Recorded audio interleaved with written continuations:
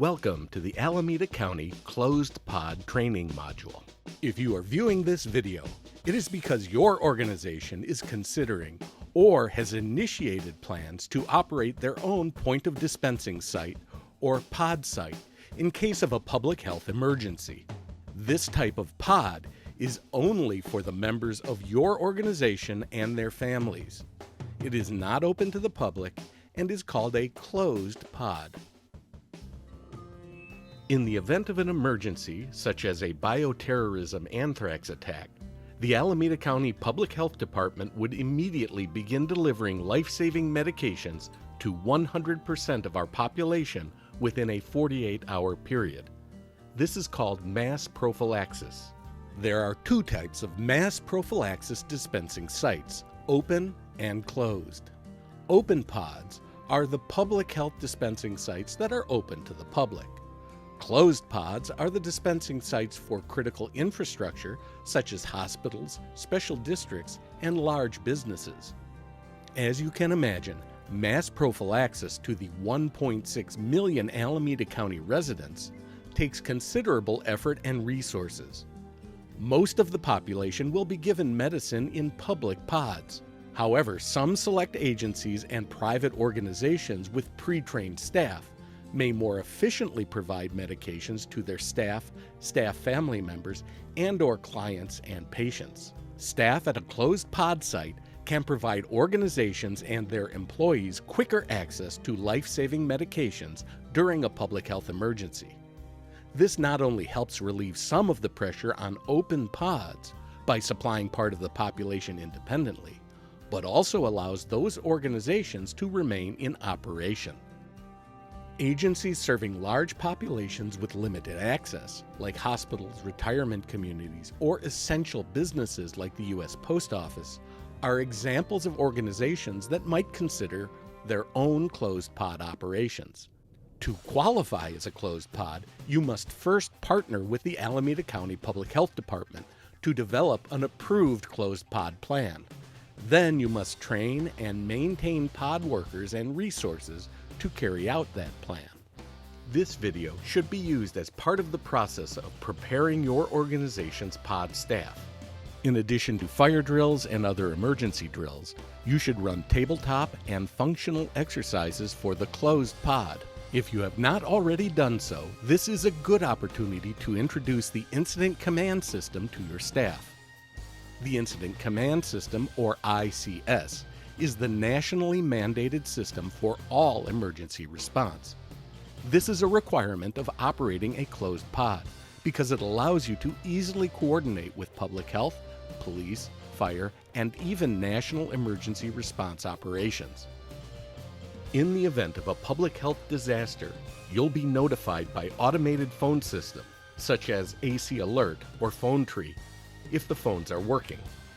If not, you may need to listen to the radio, TV, or social media for instructions.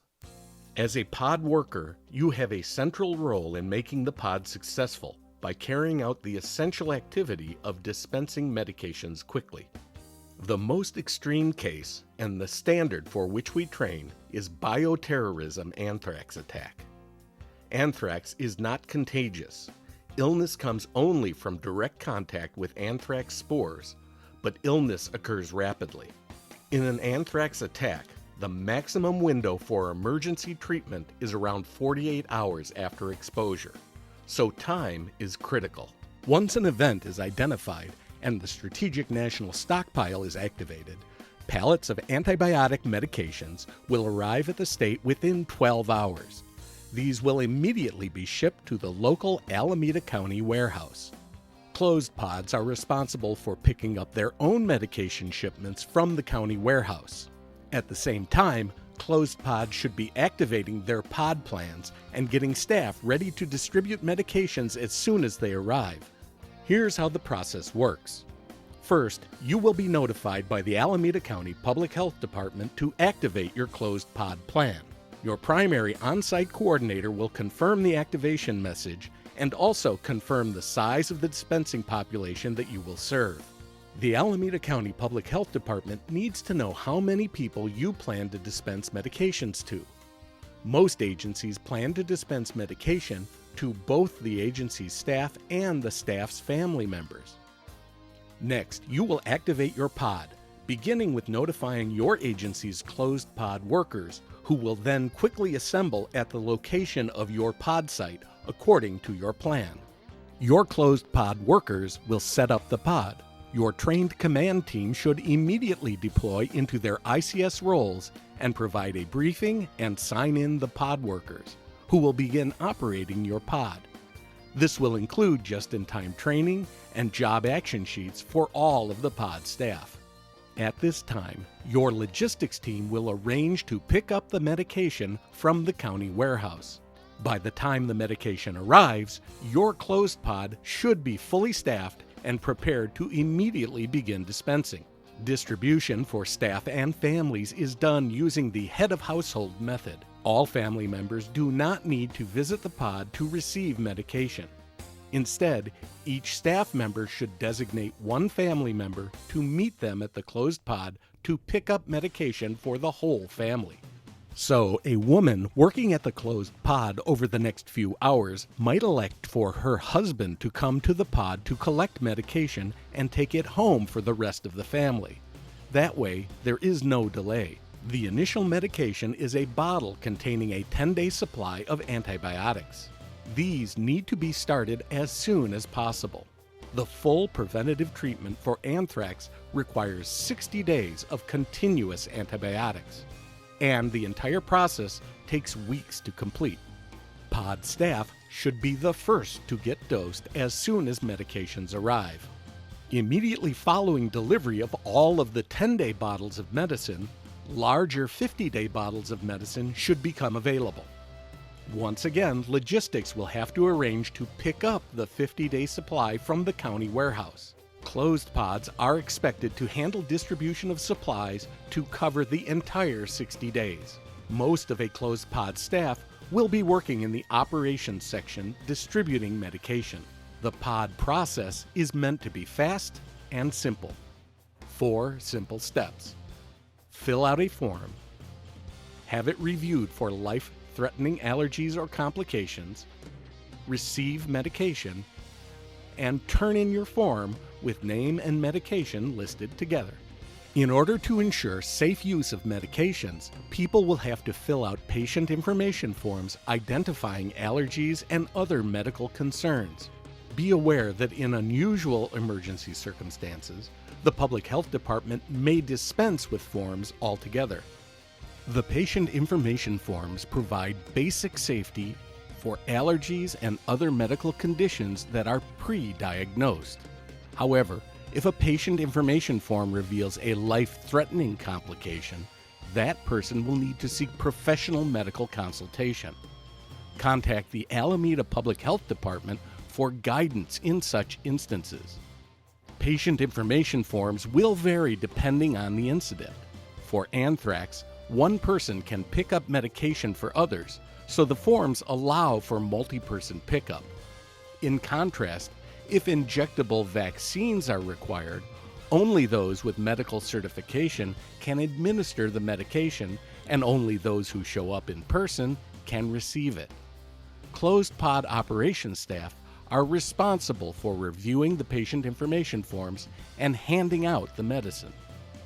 In an anthrax emergency, medicine comes in the form of pills or liquid and can be pre-bagged into adult and child dosages.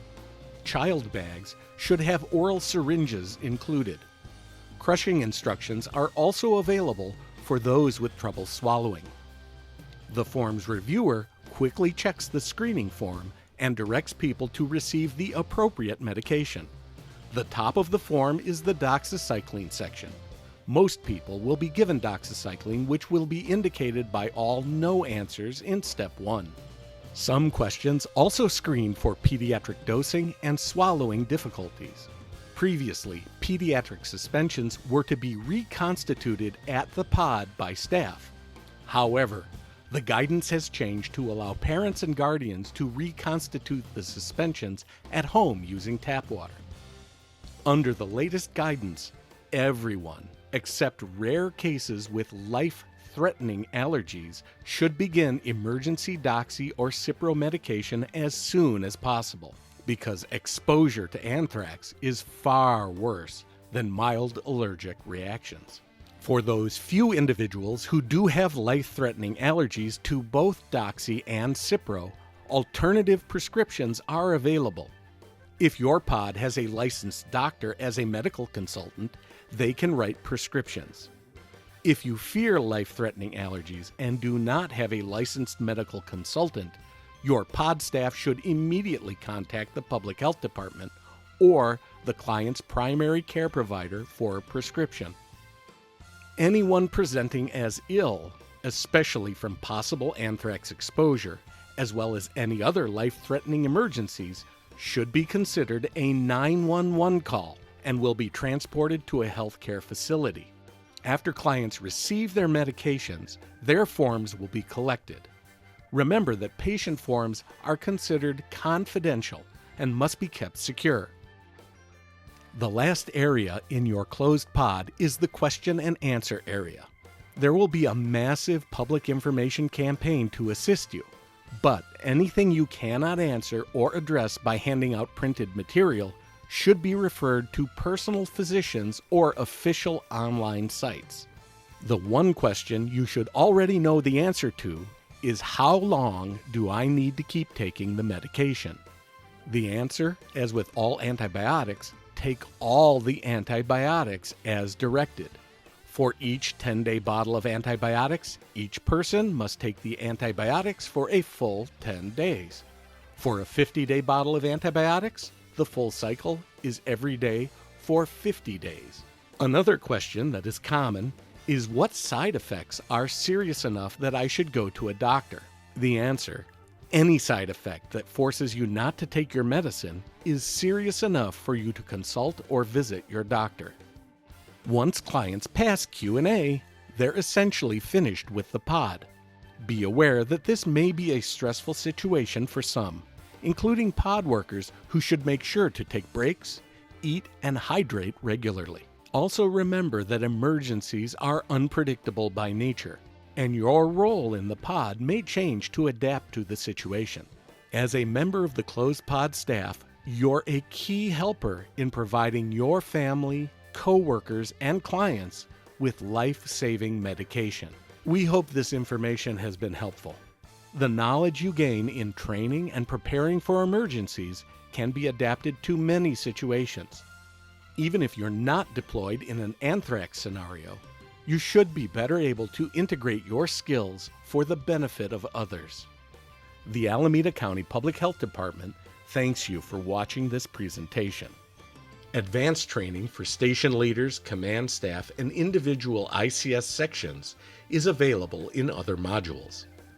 Your participation and continued training for public health disasters helps ensure that we're as ready as we can be when our citizens and our communities need us.